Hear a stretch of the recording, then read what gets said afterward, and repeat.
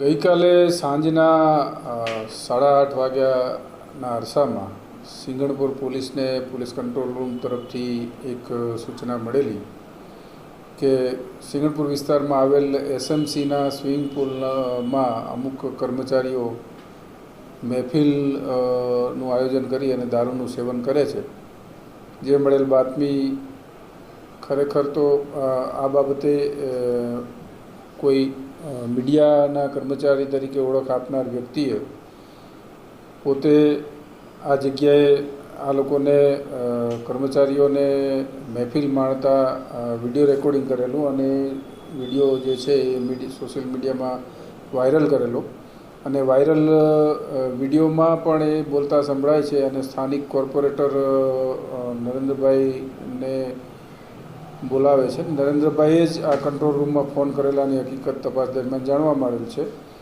જે વર્દી આધારે સ્થાનિક સિંગણપુર પોલીસ સ્વિમિંગ પુલ ખાતે ગયેલી, જ્યાંથી એક પંકજભાઈ જોશી નામના કર્મચારીની નશા કરેલી હાલતમાં મળી આવતા કાયદેસરની કાર્યવાહી કરેલી અને અન્ય જે 4 કર્મચારીઓ જે છે એ પણ આ સ્વિમિંગ પુલમાં ઇન્સ્ટ્રક્ટર તરીકે ફરજ બજાવતા કર્મચારીઓ હતા, જેમના વિરુદ્ધ મહેફિલ અંગેનો ગુનો રજીસ્ટર કરી આગળની તપાસ હાથ ધરેલ છે। સાહેબ, અંદર કઈ મુદ્દામાલ પોલીસને હાથ લાગ્યો કાંઈ? પ્રથમ દ્રષ્ટિએ જે વિડીયોમાં જે છે એમાં દારૂની બોટલ અને અન્ય ચીજવસ્તુઓ જણાય છે, પરંતુ જ્યારે પોલીસ ગઈ ત્યારે આવા કોઈ સ્થળ ઉપર આવી કોઈ ચીજવસ્તુઓ હતી નહીં, પણ આરોપીઓને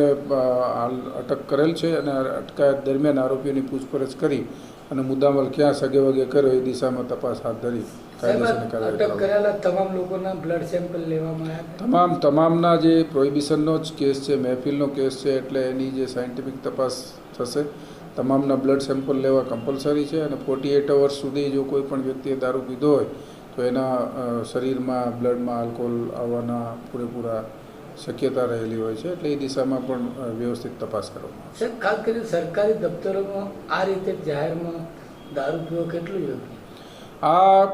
સ્વિમિંગ પુલ એક એવી જગ્યા છે કે જ્યાં બાળકોથી માંડીને વડીલો સુધીના લોકો સ્વિમિંગ શીખવા માટે આવતા હોય અને એમાં ફરજ